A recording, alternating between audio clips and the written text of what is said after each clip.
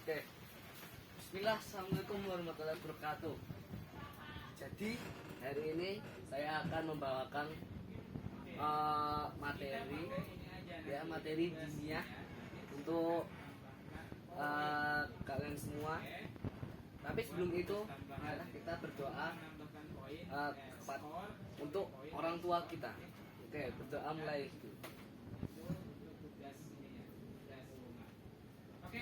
Oke, berdoa selesai. Nah, lalu jangan lupa untuk sholawat pada Nabi. Oke, jadi saya akan membawakan material atau materi diniyah ini yang berjudul zakat fitrah dan sedekah. Oke. Nah, Allah Subhanahu wa taala telah mensyariatkan ibadah yang ringan buat kalian semua untuk menutupi kekurangan ibadah kita sehari-hari. Nah, di antaranya disyariatkannya Allah Subhanahu wa taala mensyariatkan zakat fitrah atau zakat fitri untuk menyempurnakan ibadah puasa dan sebagainya. Ya. Ibnu Abbas pernah berkata, para Rasulullah zakat fitri baru. Oke. Artinya sana kurang tahu harokatnya. Rasulullah mewajibkan zakat fitri sebagai sarana menyucikan orang-orang yang telah berpuasa dari perkataan yang sia-sia dan kotor atau jelek. Nah, jadi zakat fitrah ini manfaatnya adalah mensucikan orang-orang yang telah berpuasa dari perkataan sia-sia dan kotor dan jelek. Maksudnya adalah sarananya. Oke. Zakat fitrah juga diketahui sebagai sedekah yang wajib di penghujung bulan Ramadan. Jadi zakat fitrah ya kalian tahu semua ya, zakat fitrah itu pasti di penghujung bulan Ramadan. Dan pertama kali disyariatkan saat Nabi pada tahun kedua Hijriah. Oke. Lalu bagaimana dengan hukum dan waktunya? Nah, hukumnya wajib bagi setiap yang memiliki kelebihan pokok dan wajib bagi kalian yang orang-orang ini yang mampu. Nah, waktunya adalah sebelum hari raya Idul Fitri tiba. Sunahnya dilakukan dilaksanakan sebelum berangkat untuk sholat. Tidak boleh ditunaikan setelah sholatnya. Maksudnya ini sholatnya adalah sholat id ya. Tidak boleh menyegerakan, diperbolehkan menyegerakan 1 atau 2 hari sebelum sholat id ya. Jadi sebelum sholat id ya kalian boleh menyalurkan zakat fitrah ya. Bagi yang mampu, bagi yang punya kelebihan pokok. Oke. Sampai sini ya. Nah, kadar dan penyaluran. Jadi kadar orang yang akan menerima ya, kadar yang kita akan berikan zakat fitrah atau sedekah yang wajib ini adalah 1 sok. Ya, 1 sok makanan pokok. Jadi beratnya adalah berat timbangnya ya. Rata-rata kalau sekarang kurang tahu ya. Jadi kalau saya ngambil pokoknya 3 kilo. Ya. Lalu penerimanya itu ada orang fakir, orang miskin, ya. Pertama orang fakir, orang yang emang gak punya, jadi gak tahu besoknya makan apa, harinya makan apa hari ini. Lalu orang yang miskin. Nah, bedanya orang fakir dan miskin ini, dia tuh tahu kalau orang miskin ini tahu hari ini makannya apa, tapi besoknya nggak tahu makan apa.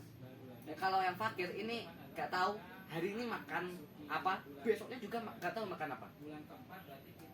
Lalu amil, ya itu penyalur zakatnya ya. Tapi kebanyakan kalau di Indonesia ya, amal itu udah kaya. Terus mualaf.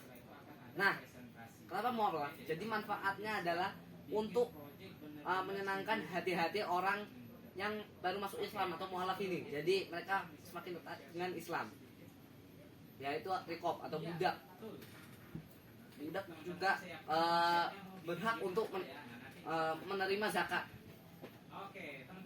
Dan ghorimin, yaitu orang yang terjerat utang. Jadi orang yang terjerat utang ini, dia tuh hidupnya ya mungkin ada yang susah, mungkin ada yang berkecukupan tapi tidak sampai untuk membayar uang yang utangnya. Nah, jadi dia berhak juga. Dan orang yang fisabilillah atau berjihad di jalan Allah. Oke. Dan yang ke-8 ibnu sabilah, yaitu orang musafir. Orang yang musafir tujuannya baik. Yang musafirnya tujuannya baik. Dan orang ini kehabisan bekal nih ceritanya. Nah, itu orang itu berhak untuk menerima zakat. Oke. Sedekah sunnah. Jadi bedanya zakat dan sedekah ini, ya sedekah ini ada yang sunnah ya. Ya sedekahnya memang sunnah. Nah, tapi kalau zakat ini wajib. Ya, kayak sedekahnya wajib lah. Ya, tapi ditentukannya waktu. Nah, Allah Subhanahu wa taala berfirman, "Wa in kana dzu usratin fanadhiratun ila maisarah wa an tasaddaqu khairul lakum in kuntum ta'lamun." Dan menyedekahkan sebagian atau semua utang itu lebih baik bagimu jika kamu mengetahui. Dan juga Rasulullah bersabda, nggak ada harakatnya. Oke, langsung aja. Sungguhnya sedekah dapat memadamkan murka Allah dan mencegah su'ul khotimah atau kematian yang jelek. Oke, lanjut ya. Nah, tulislah nah sedekah. Oke. Nah, sedekah ya, nanti tulis ya. Nah, terus keutamaannya sedekah. Nah, menghapus dosa yang pertama ya. Yang pertama itu menghapus dosa. Rasulullah SAW bersabda, "Wasadaqatu tutfi'u khoti'ata kama yutfi'ul ma'unnar." Oke, sedekah akan memadamkan dosa. Ya, itu dosa kita ya. Sebagaimana api sebagaimana air ya, yang memadamkan api. Oke, jadi pertama itu yang pasti menghapus dosa ya. Tergantung niat. Oke, niatnya kalau ikhlas nih, insya Allah menghapus dosa ya.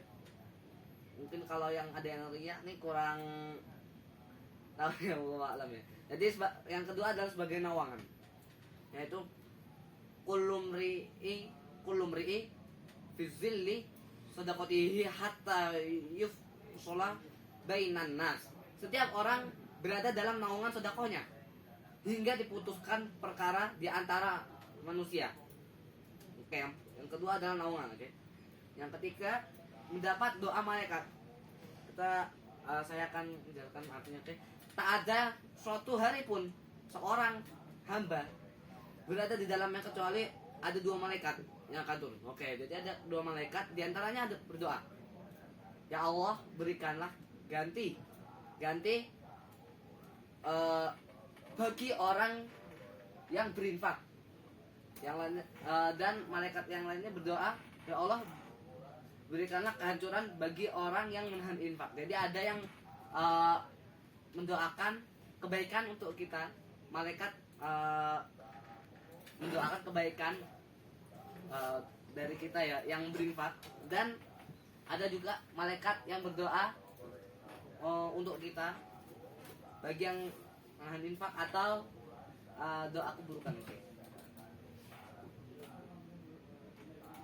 Oke. Jadi udah paham oke? Ya, ada paham ya.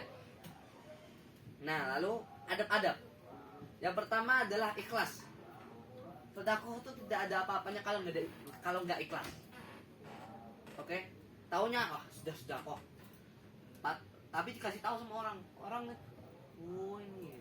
Tapi hati kita tuh kayak lihatnya itu ada orang yang lihat nih. Nah, itu nggak boleh itu. Iya ya. Nah, terus kedua, menyedekahkan harta yang halal. Harta hasil usaha kita. Real usaha kita. Oke, yaitu yang ketiga, menyedekahkan harta yang terbaik.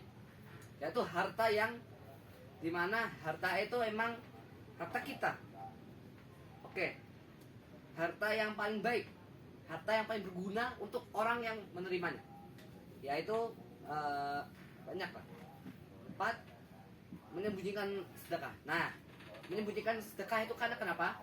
Nanti menyembunyikan sedekah itu karena biar kita tidak mempunyai niatan riya. Orang ini melihat. Pertama tuh kalau orang lain ya, mungkin ya ada yang lihat, oh ini sedekahnya 1.000 doang. Tapi kalau istiqomah itu seolah lah bagus.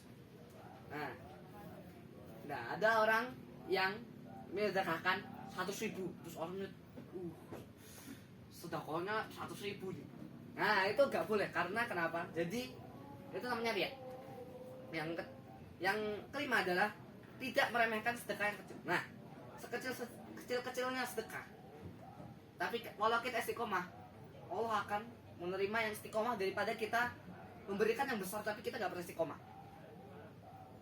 Yaitu berlemah. Yang keenam adalah berlemah lembut kepada kaum fakir miskin. Ya, kaum yang fakir atau yang emang gak mampu banget, atau yang miskin. Yang miskin itu mampu tapi dia kayak tadi lah, hari ini makannya tahu tapi besoknya nggak tahu mau makan apa. Biasakan bersedekah meskipun ketika sedang memiliki sedikit harta. Nah, ini adalah yang mana konteksnya adalah istiqomah. Jadi maksud dari biasakan sedekah ini yaitu istiqomah bersedekah. Oh, lebih menyukai amalan yang dimana itu adalah istiqomah. Oke, tugas ya buat poster dakwah. Oke, sampai sini oke? Ya, jadi gak ada pertanyaan ya? Atau ada pertanyaan nih? Atau kurang jelas? Ya, gak ada ya? Ya udah, kita akhiri kelas ini atau materi ini dengan nutup hamdalah dan doa kafaratul majlis. Tadi itu dibuka ya? Sama bismillah. Oh iya lupa. Oke. Kita tutup dengan kafaratul majlis. Alhamdulillahirabbil alamin. Subhanakallahumma wa bihamdika asyhadu an la ilaha illa anta astaghfiruka wa atubu ilaik. Oke. Sekian dari penyampaian materi saya. Wassalamualaikum warahmatullahi wabarakatuh.